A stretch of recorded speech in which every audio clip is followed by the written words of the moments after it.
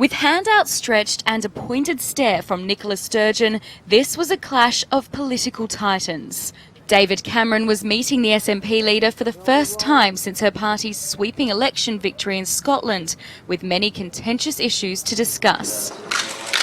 He's promised to hand Scotland more powers to set income tax rates and influence welfare spending. That's not enough for Sturgeon, who wants greater fiscal autonomy.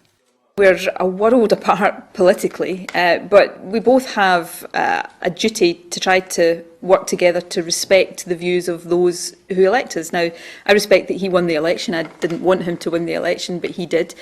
The Prime Minister says he'll look at any proposals, but measures taken so far are enough. And let's be clear about what this does. It gives massive tax and spending powers to the Scottish Parliament. So if Scotland wants to take a different path and, for instance, raise more taxes and spend more money, it will be able to.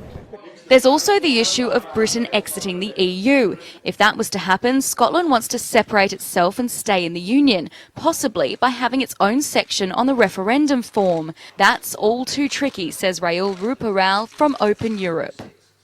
I think the best they can hope for is getting some reassessment after the result of a referendum is in. But at the moment, given where the polls are looking more likely for the UK to stay in, maybe it will never come to that. On top of this, there's still looming doubt over another referendum, a possible second independence vote in Scotland. Nicola Sturgeon and David Cameron say it's off the cards, but for how long?